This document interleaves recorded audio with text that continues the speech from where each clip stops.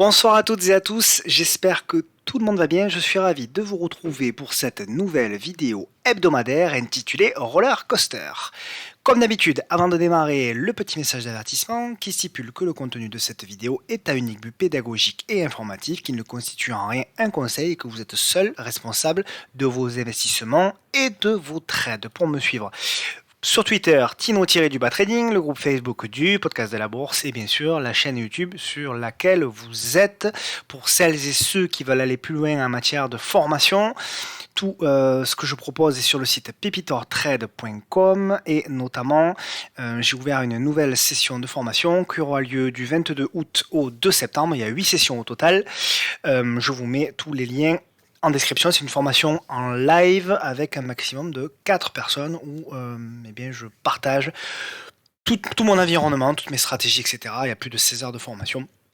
Il y a des avis sur le site, vous pouvez aller voir de tous ceux qui ont déjà fait cette formation-là.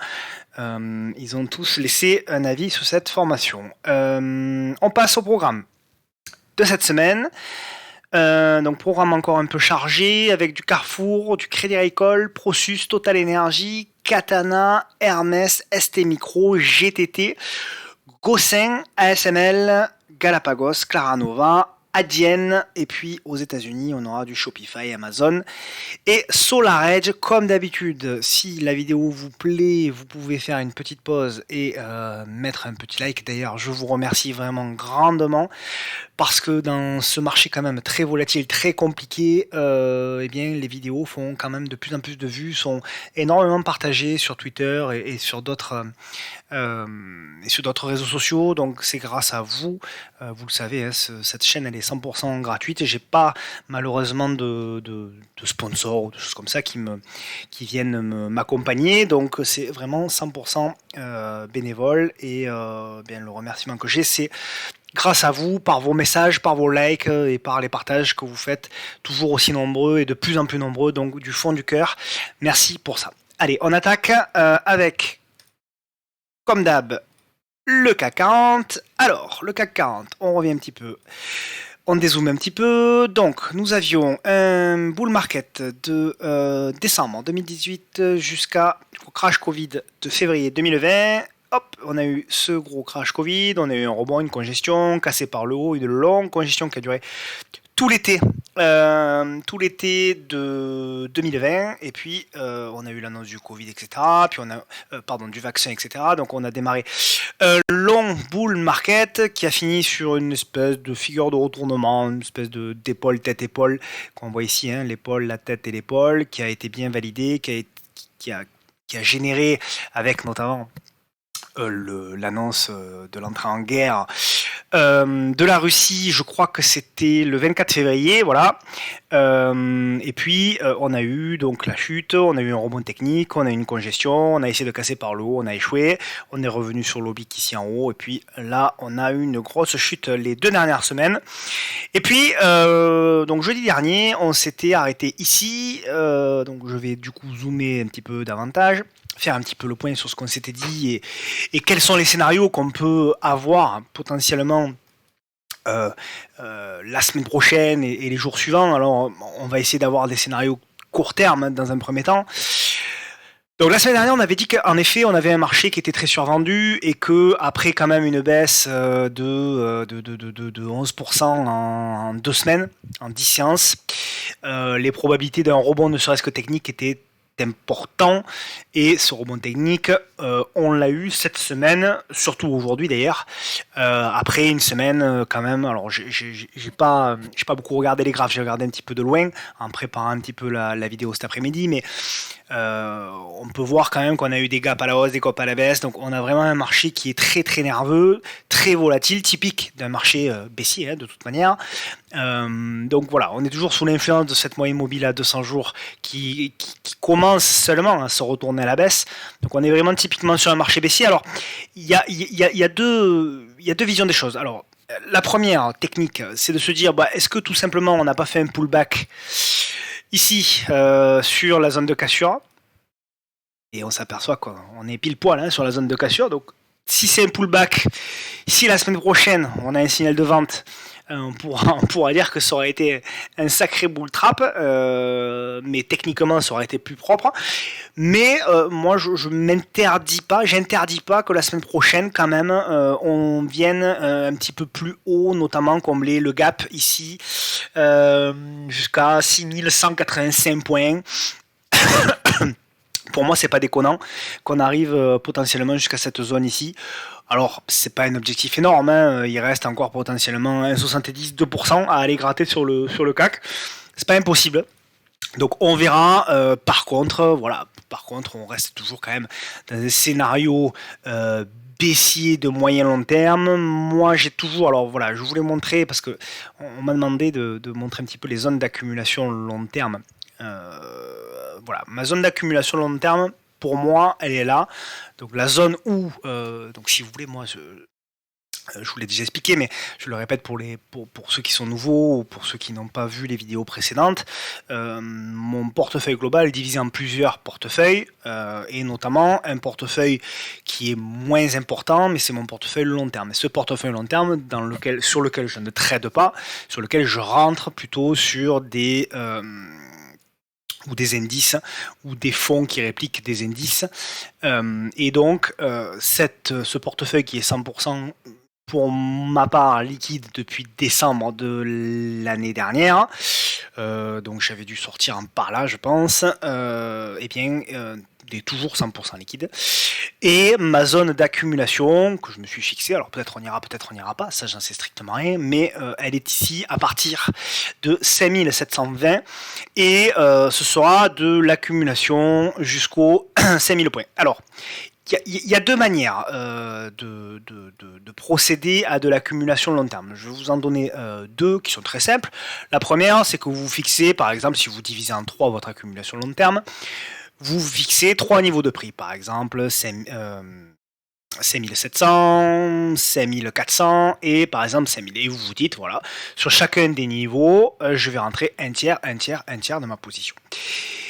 Il y a une autre possibilité qui est celle de se dire, bon, une fois qu'on va baisser, je vais tout simplement mettre une moyenne mobile à 10 périodes et à chaque fois qu'on va la casser à la hausse, je vais rentrer un tiers de position. C'est-à-dire qu'à partir du moment où on va passer en dessous des 5750, donc à partir du moment où on va rentrer dans la zone d'accumulation, je vais rentrer un tiers, la moitié, enfin, peu importe, c'est à vous de déterminer ma position, que lorsque on repassera au-dessus de la moyenne mobile à 10 périodes, par exemple.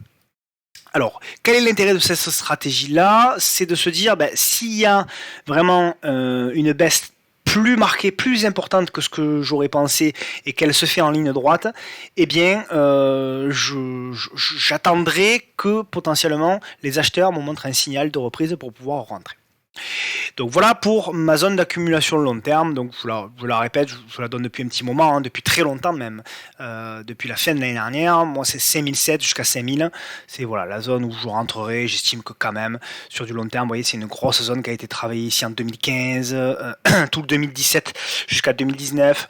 Bon, j'estime que quand même ce sera une très très belle zone pour rentrer sur du moyen long terme, et je pense que bon, en rentrant sur ces zones-là, à l'horizon 3-5 ans, on devrait, catastrophe, on devrait retrouver quand même normalement nos petits. Bref, ça c'est pour le long terme. Maintenant le court terme. Alors le court terme, voilà, donc je vous ai dit, on a eu ce rebond qu'on attendait, on va revoir des valeurs qu'on avait vues, je pense notamment à Hermès qu'on avait vu jeudi dernier, où on avait dit qu'un rebond était possible, et ce rebond là on l'a eu très exactement.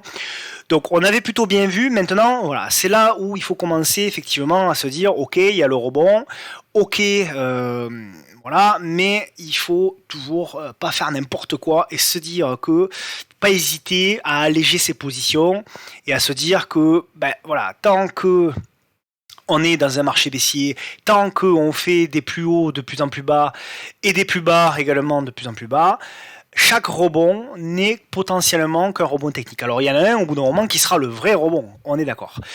Mais en attendant, on doit rester extrêmement vigilant et on doit protéger son capital, alléger les positions qu'on a pris un petit peu plus bas pour pouvoir peut-être les reprendre si on redescend un petit peu plus bas. C'est toujours la même chose. Je l'avais expliqué, une tendance baissière, elle se fait de cette manière-là. D'accord? Donc, avec des plus hauts, des plus bas. Et là, de plus en plus bas. Et c'est exactement ce qu'on a, vous voyez. Donc là, on est vraiment sur... On a cassé ici, vous voyez, on avait... hop, voilà. On avait ici un break qui avait été fait. Ici, là, clac. Et là, on est vraiment dans ce scénario-là. Donc, ce scénario de rebond-là. Est-ce que ce scénario ici va rebondir un petit peu plus haut et va aller chercher les 6200, etc. Oui, c'est probable. Mais malgré tout, ce que je veux vous dire, c'est que lorsque vous avez des rebonds comme ça, surtout quand on voit un marché aussi volatile et aussi nerveux, il ne faut pas hésiter à se protéger et en faire en sorte que, on puisse récupérer des liquidités. Alors effectivement, on a une bougie hebdomadaire qui est plutôt pas mal. On a fait un rebond donc cette semaine de 3%, mais n'oublions pas que on reste quand même à, par rapport à la baisse qu'on avait eue, on avait eu une baisse de 10%, on rebondit donc de 3 ou 4, on rebondit au prorata, hein, d'accord.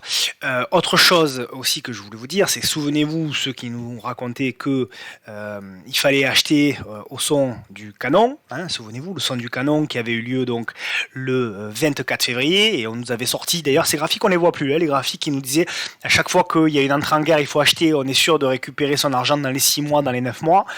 Et bien là, ceux qui ont acheté au son du canon le 22 février, ils sont toujours en perte de 7% sur le CAC, hein. Donc je vous laisse même pas imaginer sur les actions. D'ailleurs, on les voit plus, c'est grave, c'est très étonnant. Donc toujours attention aux graphiques qu'on montre. C'est un petit peu comme les graphiques qu'on montre sur les indices où on nous explique que de toute façon, sur les actions, lorsque vous achetez des actions, même quand ça baisse, de toute façon, dans 10 ou 15 ans, ou dans 7 ans, ou dans 3 ans, vous récupérerez votre argent avec des plus-values.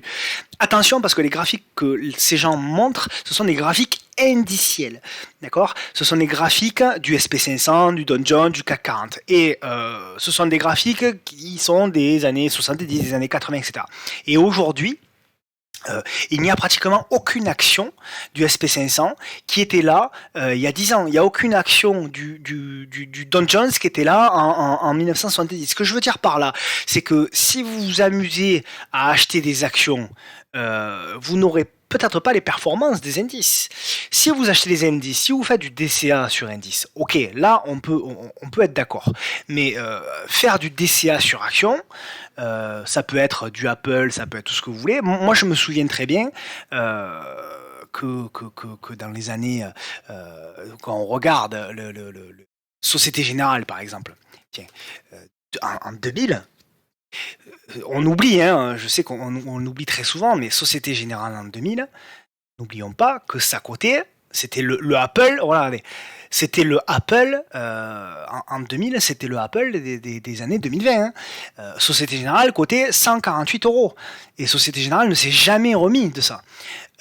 Donc attention quand même, les actions, et pourtant croyez-moi, en 2000, les bancaires, c'était la tech d'aujourd'hui. Hein. Donc tout ça pour dire que, attention au niveau des actions, à ce qu'on fait, de ne pas tomber dans le piège et de ne pas tout mélanger. Faire du DCA sur action, ce n'est pas pareil que de faire du DCA sur indice. Les indices bougent, c'est pas du tout de la gestion passive. Hein. D'ailleurs, on a la preuve sur le CAC 40, on a une belle preuve avec Atos qui est sorti du CAC 40 il y a moins d'1 an.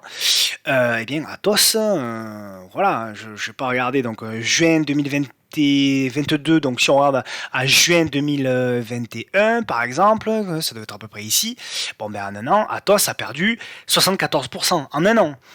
Et Atos, qui était dans le CAC 40, donc quelqu'un qui a voulu répliquer le CAC 40 en achetant il y a un an toutes les actions du CAC 40, eh bien il n'a pas la performance du CAC 40 parce que déjà, il a pris 74% de baisse sur Atos, qui était à cette époque-là dans le CAC 40. Donc voilà, attention par rapport à ça, toujours beaucoup de méfiance. Je sais que c'est des graphiques qui sont relayés massivement sur Twitter et sur les groupes Facebook, etc. Mais il y a beaucoup d'âneries qui sont dites et il faut être extrêmement vigilant par rapport à ça. Bref, on passe au CAC Small que je n'ai pas vu. Alors je crois que le CAC Small... Voilà, le CAC Small, alors, il est au milieu de nulle part pour moi. Voilà, il fait son petit rebond technique. Il est en train de nous dessiner, pour moi, une figure intermédiaire. On manque de chandelier, mais pour moi, ça va être, voilà, ça va être quelque chose comme ça. Voilà, il est en train de nous dessiner une figure. Donc on va avoir certainement du zigzag, de toute façon tout l'été, hein, très certainement, on va avoir du zigzag, et après on verra, soit cette figure elle cassera par le bas et on ira chercher l'objectif que moi je me suis fixé plus bas, soit elle cassera par le haut, et là effectivement on jouera une relance pour aller notamment chercher le gap, et notamment ici là le gap, et jouer une relance un petit peu plus sympa, mais là aussi on reste sous l'influence de la moyenne mobile à 200 jours, qui est elle aussi baissière, d'accord? Donc toujours avoir en tête ça, que oui, on peut avoir des rebonds spectaculaires d'ailleurs, hein, le CAC aujourd'hui c'est spectaculaire, hein, puisque sur le CAC 40 on a une hausse de 3,23%. Il faut bien avoir conscience que a priori, je dis bien a priori parce que rien n'est jamais sûr, mais a priori, c'est pas une hausse de conviction, c'est une hausse de contrainte. En ce sens qu'on est au courant que il y a des fonds américains qui ont posé beaucoup d'argent en short sur les indices européens, sur notamment des grosses capitalisations européennes. Tout ça, c'est médiatisé. Et donc, eh bien, il y a forcément des contraintes qui sont imposées à ces fonds-là, et c'est une bataille technique pour essayer de les faire craquer, pour essayer de leur dire bon ben voilà, vous allez déboucler vos positions, et potentiellement eh bien ça peut engendrer des hausses aussi spectaculaires que celles d'aujourd'hui, mais encore une fois, ce ne sont pas, a priori, ce ne sont pas forcément des hausses de conviction. On voit que les volumes d'aujourd'hui ne sont pas exceptionnelissimes pour une journée à plus 3. Voilà, on voit que les volumes ne sont pas exceptionnelissimes. Il y a des journées, voilà, on est quand même sous la moyenne, hein, sous la moyenne des 20 derniers jours en termes de volume. Donc on ne peut pas dire que la conviction soit très très forte. Voilà, donc pour le CAC 40, rebond technique qui peut se poursuivre la semaine prochaine, c'est pas excluant. Mais voilà, on reste méfiant, on reste vigilant et on reste attentif à ce qui peut être fait, et on monte bien les stops et on n'hésite pas à lécher. On passe aux actions avec Carrefour. Alors Carrefour, elle a beaucoup baissé parce que j'ai vu qu'il y avait eu pas une Roco justement, enfin oui, une Roco analyste qui était passée à sous-pondéré. Alors, pour moi, il y a eu un rebond technique qui se fait, effectivement, hein, il y avait une belle zone ici de rebond, on la voit bien. Est-ce que c'est le point bas? Je suis pas sûr. Moi, sur Carrefour, je serais plutôt intéressé, vous voyez, par cette espèce de support oblique un peu exagéré. Donc, potentiellement, je pense qu'on peut faire encore un dernier plus bas pour Carrefour. Donc, un rebond technique peut se poursuivre pour aller chercher le haut du canal, pourquoi pas même le casser un petit peu, et ensuite refaire un dernier plus bas, qui pour moi par contre sera potentiellement une zone d'achat. Donc alors je sais pas trop, hein, en termes de prix, potentiellement aux alentours des 15,60 € jusqu'à 16 €, 16,30 €, ça peut être une opportunité d'achat, parce que pour moi quand même Carrefour est en train de retourner un petit peu sa tendance à moyen long terme. Donc voilà, à surveiller au niveau de ce titre là. Donc pour le moment rien à faire, on attend potentiellement de revenir sur des zones intéressantes, et si on revient, vous voyez, il y avait support ici, support ici, support ici, support ici, support ici, support ici, donc potentiellement si on revient, ça peut être une zone intéressante. C'est toujours pareil, quand il y a des signaux techniques, il vaut mieux les prendre, ils ont beaucoup plus d'importance lorsqu'ils sont dans des zones de support, que un petit peu au milieu de nulle part. Alors oui, il y a un support, effectivement, il y a un support intermédiaire qui est assez propre d'ailleurs, hein, ici, mais quand même, donc pour vous le premier rebond, oui, mais pour moi, l'opportunité moyen-long terme, elle serait encore un petit peu plus bas. Voilà, peut-être je me tromperai, peut-être on n'ira pas, hein, bien sûr, hein, mais c'est pas très grave. Crédit Agricole. Alors, Crédit Agricole, elle a beaucoup morflé, hein, elle a beaucoup morflé. Alors aujourd'hui, on fait un rebond technique. On est revenu proche pour moi d'un support oblique. C'est pour ça que ça génère du rebond. Maintenant, voilà, c'est du rebond technique à ce stade. Crédit Agricole, quand même, n'oublions pas que depuis février, on a quand même perdu 37%. Donc c'est une sacrée correction encore. Pour ça que quand je vois tout le monde qui s'affole, qui dit ça y est, c'est le point bas, etc., vous inquiétez pas, vous avez le temps de rentrer sur Crédit Agricole. Donc moi j'y étais, souvenez-vous, hein, moi je la tradais par là, et puis j'avais dû malheureusement lâcher ma position à regret, hein, mais finalement on voit bien que c'était plutôt une bonne idée. Pas de la prendre, mais de pas garder, on va dire. Donc voilà, donc Crédit Agricole, alors il y a voilà, une petite résistance oblique qui se met en place, à surveiller, une congestion. C'est pas moche, on est sur un niveau de support, pourquoi pas, si on sort, si on congestionne encore un petit peu et qu'on sort par le haut, pourquoi pas essayer de jouer quelque chose sur Crédit Agricole. J'ai toujours ce gap de dividende qui est ici, j'ai toujours des objectifs. Moi c'est un titre que je surveille, surtout que voilà, dans ce marché-là, je pense qu'il faut trader les grosses caps, clairement. Donc voilà, Crédit Agricole, ça se surveille. Pour ceux qui souhaitent investir et qui sont convaincus que Crédit Agricole, eh bien, vaut plus que ça, je pense que c'est une zone où vous pouvez investir, clairement. Voilà, on est quand même à un gros niveau. Hein. Là, il y a un gros niveau de prix, vous voyez, aux alentours des 8 euros, 9 euros. Investisseur, pour moi, c'est une zone de prix intéressante. Et avec un renfort qui pourra avoir lieu pour moi par là, c'est-à-dire aux alentours des 7 euros, quoi, on va dire. Donc voilà pour Crédit Agricole. Prosus, alors on en a parlé la semaine dernière, j'ai pas regardé du coup. Ben voilà, alors souvenez-vous, regardez la vidéo la semaine dernière pour ceux qui l'ont pas vue. Ça vous montre encore une fois que, parce que c'est bien de faire la météo de la veille, comme beaucoup, mais ce qui est bien, c'est d'essayer de proposer des idées et de vous montrer comment dirais-je, des caractéristiques techniques qui peuvent être à surveiller éventuellement. Et la semaine dernière, donc jeudi dernier, on était là. Voilà, on était sur cette bougie-là. Et hop là, et je vous disais très exactement ceci. Hein, vous pourrez regarder dans la vidéo de jeudi. Je disais voilà, tout n'était pas perdu parce qu'on avait fait le pullback et on avait fait une bonne congestion et j'avais indiqué qu'on pouvait potentiellement prendre une position si on cassait la bougie ici qui était à 49 euros avec un stop sous le dernier plus bas, donc ça faisait un stop très court, hein. Ça faisait un stop à 4%, 5%, sur Prosus c'est pas beaucoup. Et effectivement, bon, ça a cassé par le haut et ça a même, souvenez-vous, ce que je vous avais expliqué dans les vidéos précédentes. Alors je me répète, je suis désolé, mais pour les petits nouveaux ou ceux qui ont loupé certaines vidéos, quand il y a des doubles tops, vous voyez le double top ici là, à 50-80 pile. Quand il y a des doubles tops qui sont cassés, généralement, ça engendre des hausses qui peuvent être très intéressantes. Donc là, c'était vraiment très intéressant. Et ceux qui ont choisi le scénario donc, que j'avais indiqué jeudi sont normalement aujourd'hui en gain de 8,37. Donc plutôt sympa sur Prosus. Donc bon, pour le moment, RAS, je conserverai, si vous êtes en position, le titre.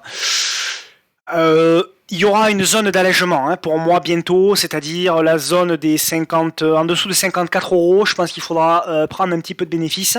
Et après le reliquat, ben, vous le portez jusqu'à la cassure de la M10. Moi, je ferai ça.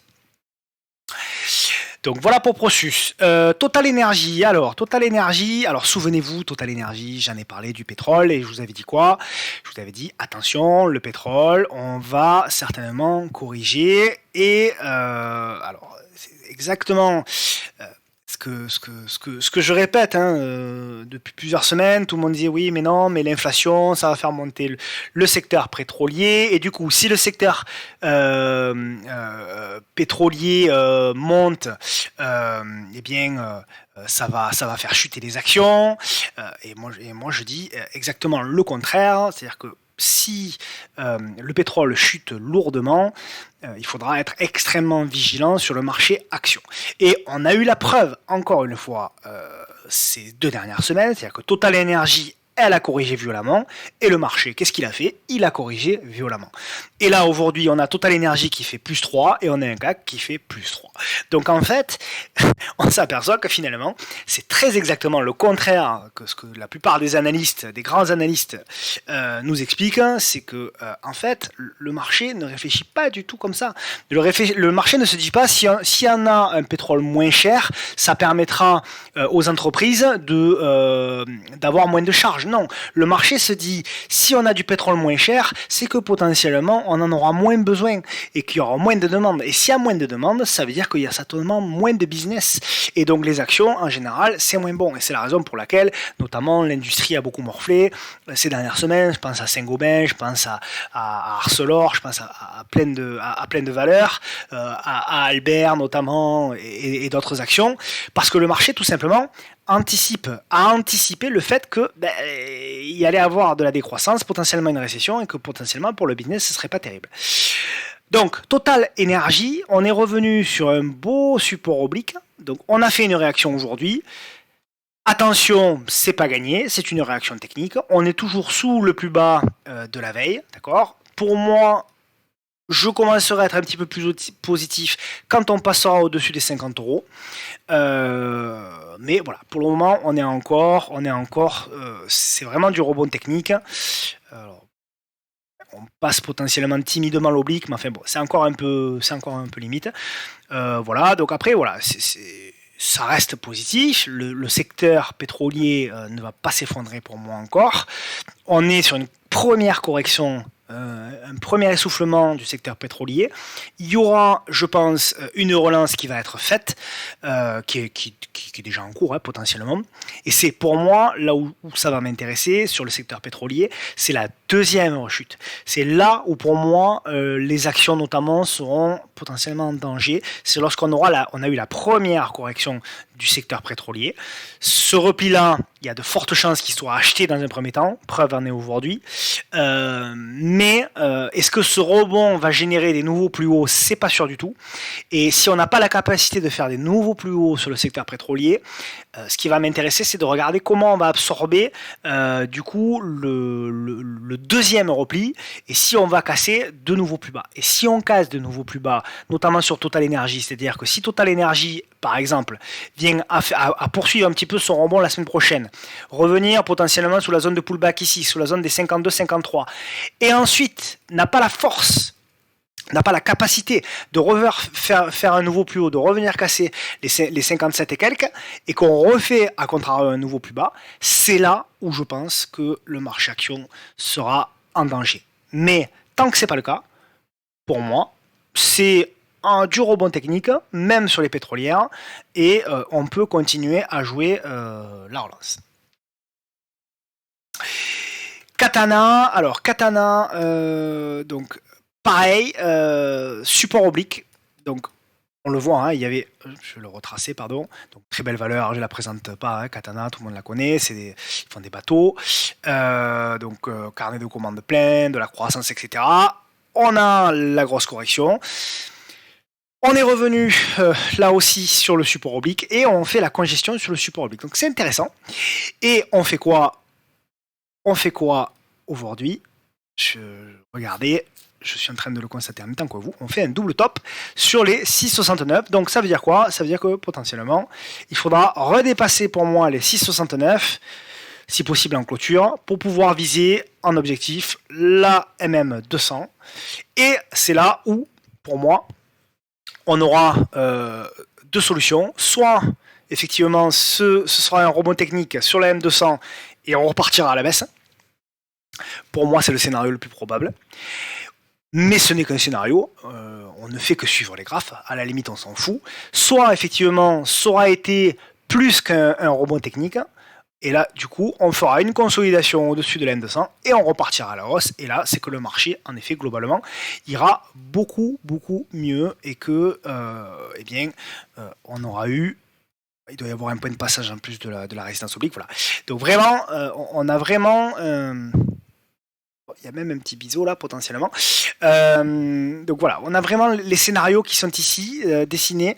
Donc on verra là aussi ce que le marché va décider. Je pense que le rebond technique peut encore se poursuivre en début de semaine prochaine. Et c'est là où on va voir où c'est qu'on va bloquer et surtout de quelle manière on va refluer. Si on a un reflux qui est une latéralisation, un petit essoufflement, qu'on voit que la volatilité baisse, etc., ce sera pas mal. Si on voit que tout de suite on a des forces ondeuses très puissantes, qu'on a tout de suite un marché qui redevient volatile à la baisse, ça voudra dire que ça aurait été vraiment un rebond technique et là il faudra être extrêmement vigilant. Ernest, on en a parlé la semaine dernière, jeudi dernier, et on avait dit quoi? On avait dit, ben voilà, les flèches sont tracées. C'est pas la météo de la veille. Reprenez ma vidéo de la semaine dernière. On était donc jeudi 16 juin. Je dis une bêtise, non? Oui, donc c'est ça. Jeudi 16 juin, donc c'était ici, et je vous avais tracé la flèche.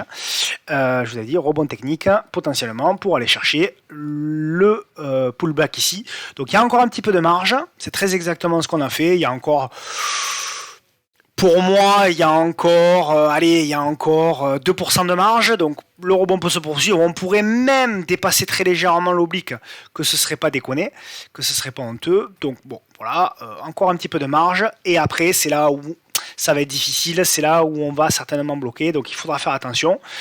On est toujours dans un scénario de biseau descendant, donc il y a eu un sacré rebond sur Hermès, parce que voilà, la semaine dernière, on était jeudi, donc entre la clôture de jeudi et la clôture d'aujourd'hui, il y a 10% quand même sur Hermès. C'est pas rien, c'est pas rien ce rebond. Alors c'est au prorata, vous me direz, parce que Hermès, entre les plus hauts et la clôture d'aujourd'hui, on a quand même une baisse de 36% encore, malgré la hausse de 10% aujourd'hui. Donc voilà. Est-ce que c'est le moment de rentrer sur Hermès maintenant? La réponse est non. La réponse est non. On avait effectivement un scénario de retournement sur le bas du biseau qui était à jouer pour les traders. Maintenant, ça me semble plus le moment du tout pour pouvoir rentrer sur Hermès. Voilà. En tout cas, on va observer maintenant sur ce titre-là pour la semaine prochaine. Alors moi, je n'ai pas tradé, je suis toujours en vacances, donc j'ai quasiment pas tradé de la semaine, donc beaucoup d'observations. Dommage, c'est vrai que quand on voit des hausses comme aujourd'hui, on se dit mais j'aurais pu faire quelque chose, mais bon, on verra plus tard. C'est pas très grave. On a quoi? On a du STM, ST Micro. Alors, ST Microélectronique, alors une valeur qui a beaucoup morflé aussi, qui a fait un petit rebond aujourd'hui timide. Mais pour moi, le scénario, il est comme ceci. Vous voyez, on a un support oblique long terme. C'est la raison pour laquelle je pense que le marché n'en a pas terminé avec sa correction. Je pense qu'un scénario de rebond technique, là aussi sur STM et sur les semis, est possible la semaine prochaine. Il y a des gaps, il y a des objectifs, il y a des choses à faire. Mais là aussi, attention, il y aura très certainement une rechute pour aller chercher de nouveau plus bas. Ou alors, potentiellement, si on casse les figures par le haut, mais on verra. C'est encore un peu tôt. Voilà. Je pense que quand même, il y a un rebond technique qui va s'opérer. Alors évidemment, si le marché se tient, mais je pense que quand même, ST Micro peut jouer un rebond technique la semaine prochaine, notamment. Alors, ce que je disais au niveau de la rotation sectorielle, ce que beaucoup ne comprennent pas, c'est que ne comprend pas pourquoi il y a un rebond sur la tech. Et il faut bien comprendre que dans un marché en décroissance, dans un monde de décroissance, le marché, lui, va aller chercher des entreprises qui sont, un, rentables, et deux, qui font de la croissance. Donc, même si les taux, en effet, peuvent être un frein potentiel à ces entreprises-là, malgré tout, il y a des entreprises qui ont de la croissance, de la trésorerie, de la marge, et qui, elles, continueront à faire des bénéfices. Et le marché, potentiellement, va aller chercher ce genre d'entreprise-là. Donc, attention de ne pas tout mélanger. Dans la tech, il peut y avoir des valeurs de croissance qui peuvent attirer le marché dans un monde où, encore une fois, la décroissance est là et est présente. D'accord ? Donc c'est toujours une histoire de cycle. Là, on peut être sur un point un peu de pas de retournement, mais d'essoufflement de la value, pour pouvoir, dans un premier temps, retourner un petit peu sur la tech, se dire, bon, bah, allez, on joue le rebond sur la tech, sur les valeurs de croissance, etc., parce que finalement, dans un monde de décroissance, on peut avoir la quête des valeurs de croissance, mais là également, peut-être qu'à un moment donné, si l'inflation ne se calme pas et que les taux montent trop, peut-être qu'on aura le scénario inverse, etc. C'est toujours des vases communicants entre la value et des arbitrages entre la value et la tech qu'il faut bien comprendre. La tech a beaucoup baissé. Il est possible que, voilà, c'est un petit peu ce qui se passe depuis quelques jours, il est possible que on revienne un petit peu, on repondère un petit peu les portefeuilles sur la tech et on allège un petit peu sur le pétrole qui a fait certainement un premier mouvement très important ces derniers mois et sur lequel on s'attend un petit peu à un essoufflement. Un premier essoufflement comme je vous l'expliquais en début de vidéo. Donc ST Micro, pour le moment rien à faire, rebond tech possible la semaine prochaine, à suivre notamment si la tech US se tient bien. GTT, voilà, GTT typique d'une valeur qui commence elle aussi à souffler, alors certes effectivement il y a un prorata qui se fait, hein, parce qu'on perd quand même entre les plus hauts et maintenant on perd quand même 10% en 2-3 semaines, donc c'est vrai que la correction, le drawdown est quand même, il fait quand même mal, mais pour moi, c'est pas fini parce que ce que je vois quand même, c'est une construction. C'est une construction, vous voyez, il y a une réduction de la volatilité. Hop, il y a un petit biseau descendant qui est en train de se mettre en place. Alors, je l'ai pas tracé, je le fais en direct, hein, j'ai pas. Voilà, mais vous voyez, il y a des choses qui sont en train de se mettre en place. Il y a donc, pour moi, une hausse qui consolide et pour laquelle la congestion est en train de s'opérer. Ça veut potentiellement dire que on pourrait avoir une relance encore une fois.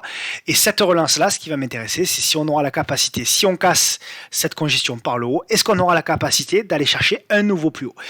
Si c'est pas le cas, si on casse par le haut, alors si on casse par le bas, pour moi l'affaire est entendue, mais si on casse par le haut et que finalement on n'a pas la force de relancer, ce sera donc un signal de faiblesse. Et là, on pourra se dire que potentiellement, le marché va corriger déjà beaucoup plus sur les matières premières, le gaz, le pétrole, etc.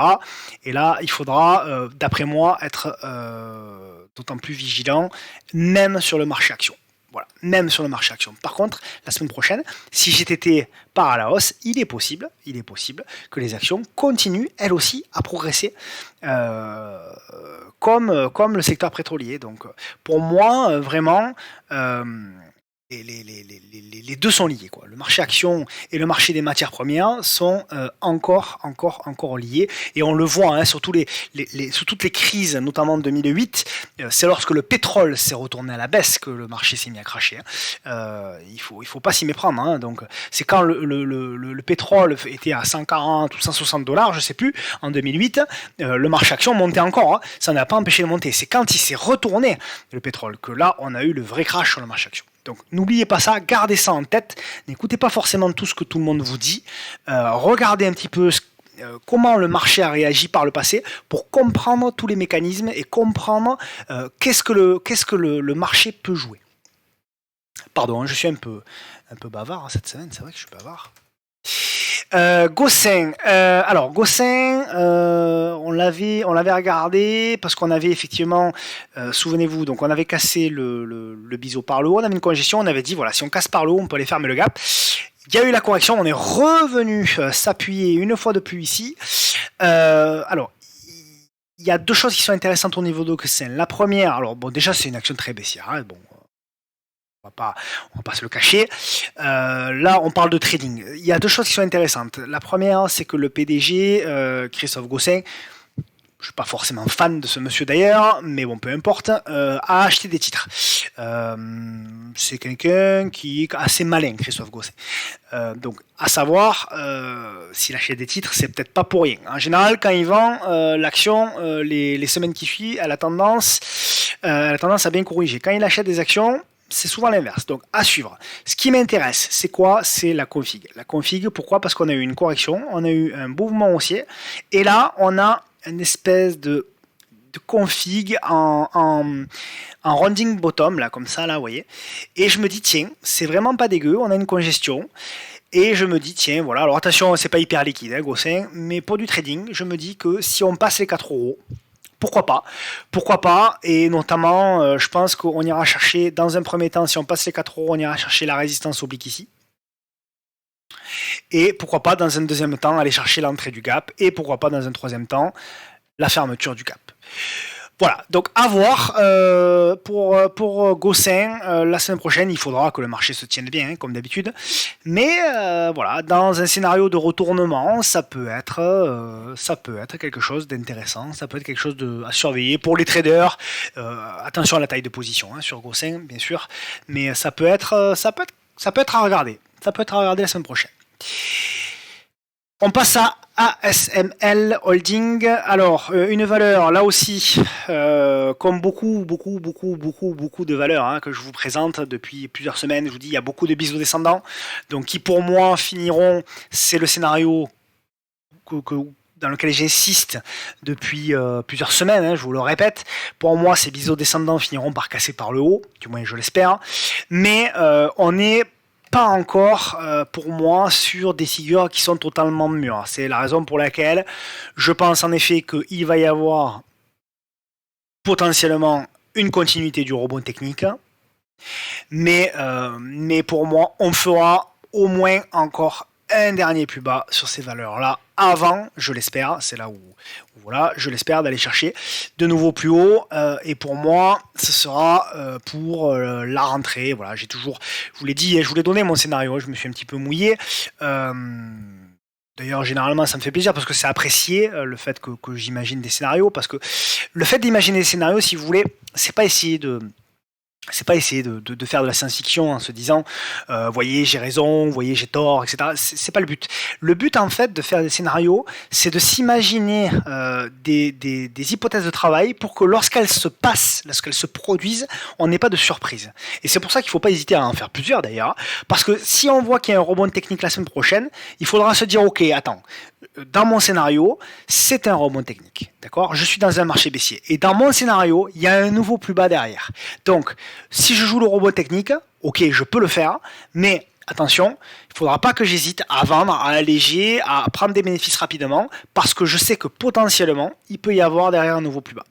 Et à contrario, lorsqu'on va faire un nouveau plus bas, c'est là où, contrairement à beaucoup de gens qui vont se mettre à shorter parce qu'on aura cassé ce plus bas là, il faudra se dire attention, on a cassé un nouveau plus bas, ce que je vais chercher, c'est quoi?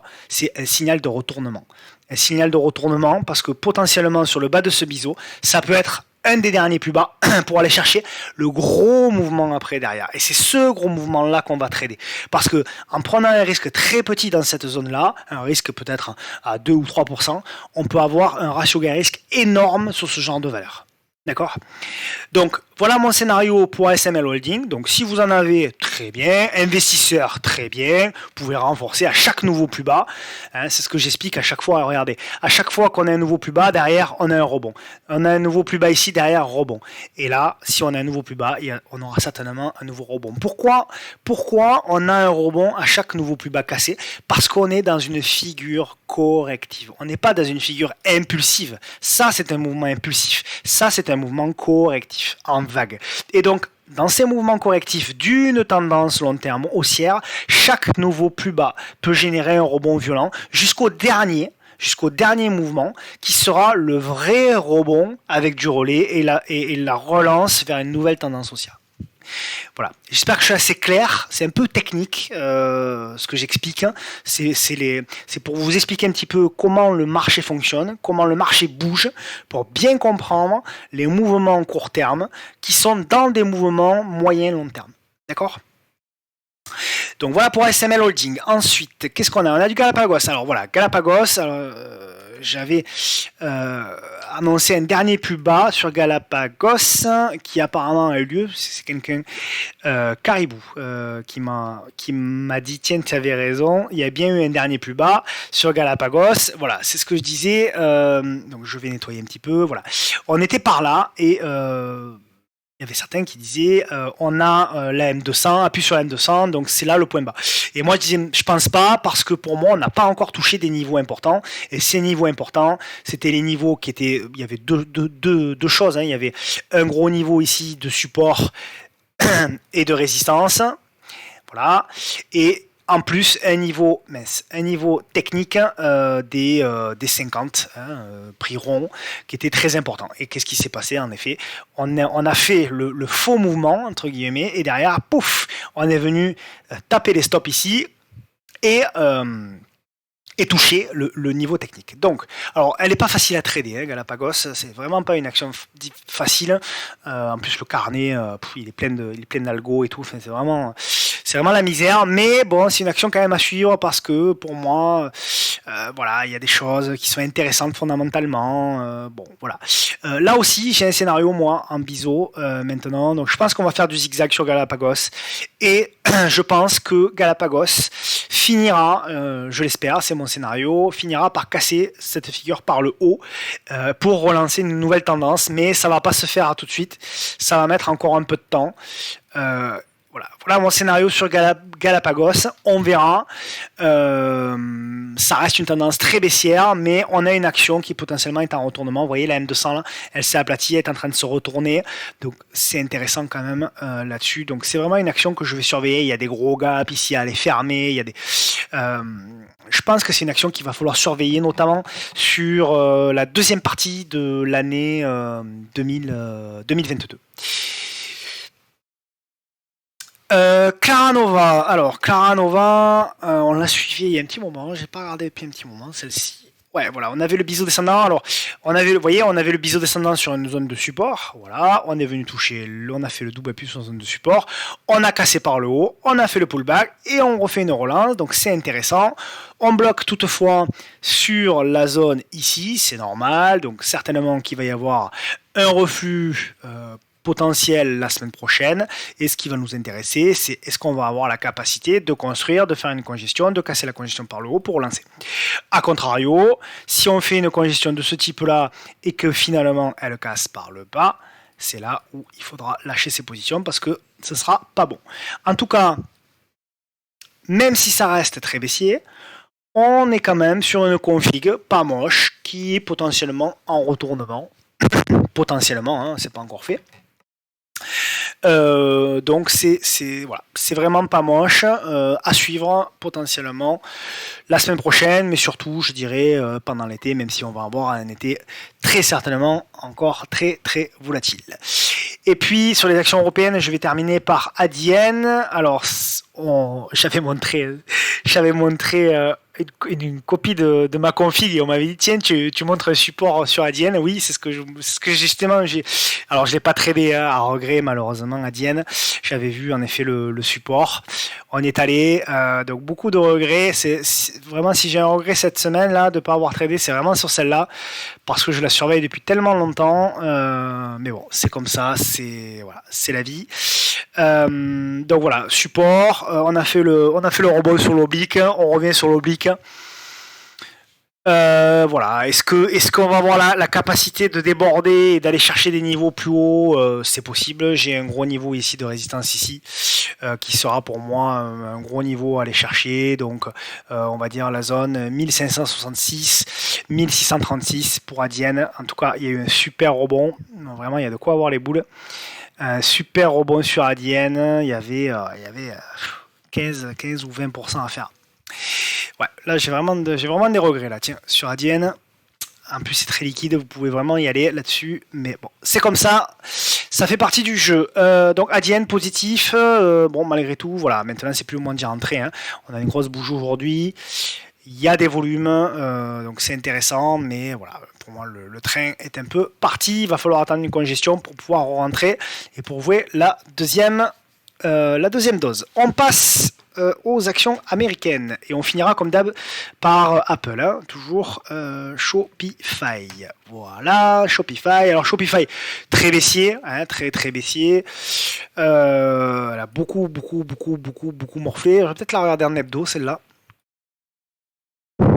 Ouais, peut-être la regarder en hebdo. Est-ce qu'il n'y a pas un support oblique là qui peut... Hop. Ouais, wow. Pour moi, il y a encore un peu de marge hein, sur Shopify à la baisse. Maintenant, bon, on fait un double triple creux. Double triple creux. On est dans un range pour moi. Là, pour le coup, on est vraiment dans un range sur Shopify. Voilà. je dirais que pour moi, tant qu'on est en dessous des 412, c'est neutre. Tant qu'on est en dessus des 292, c'est neutre. On repassera pour moi du bon côté ici, et pour moi on repassera du mauvais côté si on passe en dessous. J'aimerais bien qu'on fasse quand même petite touchette là sur le support un petit peu plus bas pour pouvoir reprendre une position. En tout cas, voilà, c'est très baissier, hein, Shopify, très baissier, mais bon, à voir, hein. C'est sûr qu'il y a un potentiel monstrueux, hein. C'est une action qui a perdu 78% de sa valeur, hein, depuis les plus hauts. Donc il y a du potentiel. Est-ce qu'on retournera sur les plus hauts un jour? J'en sais rien. Mais en tout cas, il y a du potentiel. Est-ce qu'il y a un... Ouais, c'est pas mal, hein. Il y avait cette espèce de biseau là. Cette espèce de résistance oblique a été cassée. Il y a peut-être quelque chose à tenter. On verra. On verra. On commence à voir, hein, sur la tech, hein, on commence à avoir quand même des constructions qui sont pas mal, hein. Sur la tech, moi je pense qu'il va falloir, sur la deuxième partie de l'année 2022, je pense qu'il y a certaines valeurs de la tech US qui potentiellement arriveront à tirer leur épingle du jeu. Pourquoi pas Shopify. Ensuite, on va passer à Amazon. Donc Amazon, donc rebond technique. Hop là, je vais la dézoomer. Donc rebond technique sur un gros niveau.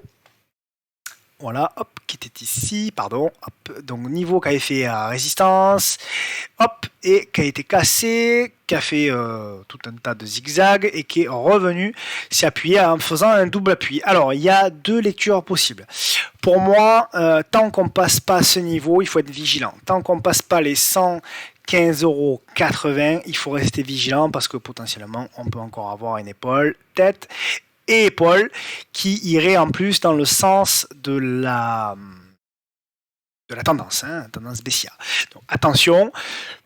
Toutefois, si on arrive à passer au-dessus des 116 dollars, là par contre, on pourra potentiellement jouer, pourquoi pas, le comblement de ce gap-là et un retour potentiel sur la moyenne mobile à 200 périodes. Voilà, donc ça, c'est le marché qui nous le dira potentiellement la semaine prochaine. Donc voilà pour Amazon. Et alors SolarEdge, je connais pas, hein. SolarEdge Technologies, voilà. Là, alors là, pour le coup, pour moi, on est vraiment dans une espèce de range. C'est rare que ouais, potentiellement un range, ou alors vraiment une figure de consolidation, de congestion. Peut-être celle-là elle est mieux. Bon, pas grand chose à faire, c'est du zigzag sur la edge. Il y a de la volatilité, c'est difficile d'intervenir. Là, vraiment, pour moi, c'est un peu difficile d'intervenir. C'est très volatile. Pas grand chose, non, honnêtement là-dessus. Alors oui, c'est haussier, il n'y a pas de problème. Alors c'est plutôt neutre en l'occurrence à court moyen terme, haussier long terme, pas de problème. Mais pour moi, il faudra redépasser cette résistance oblique là pourquoi pas passer, pourquoi pas relancer la tendance haussière. Idéalement, j'aimerais bien un dernier repli. Idéalement, un dernier repli là, sur le bas, ici, là, vous voyez, on avait, hop, voilà, hop, ici, un dernier repli ici.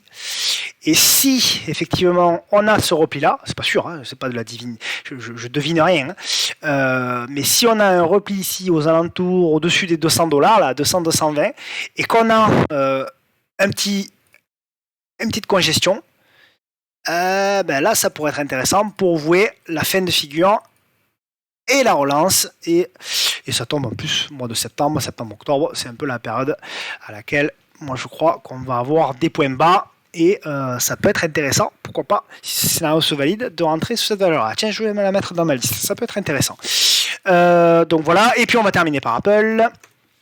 Apple, la voilà. Alors voilà, bon, j'avais J'ai rien touché, hein, donc par rapport à jeudi dernier, encore une fois, hein, je touche pas mes graphes, même si des fois je me trompe, c'est pas grave, mais on avait joué, on disait voilà, scénario potentiel de rebond technique, c'est très exactement ce qui s'est passé pour aller chercher l'eau du biseau, avant, là aussi, un peu comme un SML, de faire, pourquoi pas, un dernier plus bas, et ce dernier plus bas là, je pense qu'il faudra le regarder de très très près parce que celui-là, je pense qu'il faudra vraiment le jouer à fond pour jouer la relance du marché. Donc à voir pour Apple, un peu comme les autres. Donc pour conclure un petit peu. Pour cette semaine, alors même si j'ai le regard analyste plutôt que le regard de trader, mais c'est pas grave, donc j'ai pas senti forcément le pouls du marché, mais grosso modo ce que je vois c'est que on a un nouveau rebond technique qui est très volatile parce qu'on est dans un marché nerveux, un marché baissier, un marché avec de la volatilité implicite qui est encore très élevée, un VIX qui est très élevé, et que donc, tant que c'est le cas, il faut prendre ce qu'il y a à prendre dans les rebonds. Il ne faut pas hésiter à alléger, il ne faut pas hésiter à le soir à liquider, il ne faut pas hésiter à rester cash, etc. etc. Et toujours se dire que effectivement, on peut avoir derrière des nouveaux plus bas et que ces nouveaux plus bas là, on commence à se rapprocher de plus en plus sur des niveaux long terme intéressants. On commence à avoir des indicateurs en hebdo et en mensuel même qui commencent à rentrer dans des zones de survente. Alors ça ne veut pas dire que parce qu'on est dans une zone de survente que forcément le marché c'est un point bas, mais quand même ça commence à nous dire que je regardais un petit peu aujourd'hui, je regardais des indices, notamment les indices de l'IMO européen, etc. On commence quand même à être sur des niveaux, on commence à s'approcher à des niveaux, sur des niveaux intéressants. Souvenez-vous, hein, sur le CAC Small, le niveau que je vous indique depuis tellement longtemps, voilà, qui est ce niveau-là, là, le niveau des 11 400. On commence quand même à s'en rapprocher. Et là, maintenant, on n'est plus qu'à 6-7%, 6-7-8%. Donc, c'est rien, hein, 6-7-8%. C'est un dernier plus bas, et puis voilà. Et moi, clairement, ce dernier plus bas-là, si on le fait, et que j'ai une figure de retournement qui apparaît, clairement, j'hésiterai pas à rentrer, que ce soit pour du long terme, et puis, bien sûr, pour du swing. Mais bon, swing, ça, à la limite, c'est pas très grave. L'avantage du swing, c'est qu'on peut être très agile. Et on peut faire un petit peu en fonction du marché, de ses occupations, etc. etc. Voilà. Voilà pour cette semaine. Merci beaucoup encore une fois pour vos retweets, pour vos partages chaque semaine qui sont très nombreux. Je vous rappelle que pour la formation, n'hésitez pas, je vous mets en lien toutes les infos par rapport à l'inscription. Merci encore une fois pour regarder mes vidéos et pour les partager. Je vous dis à la semaine prochaine. Soyez prudents encore une fois sur les marchés. Tout n'est pas fini. Le point bas n'a probablement pas été fait. On va avoir droit à un été encore très volatile. Donc accrochez-vous, soyez courageux, soyez surtout prudents, c'est le plus important. Soyez prudents, protégez votre capital et puis on se revoit la semaine prochaine. A plus, ciao ciao tout le monde.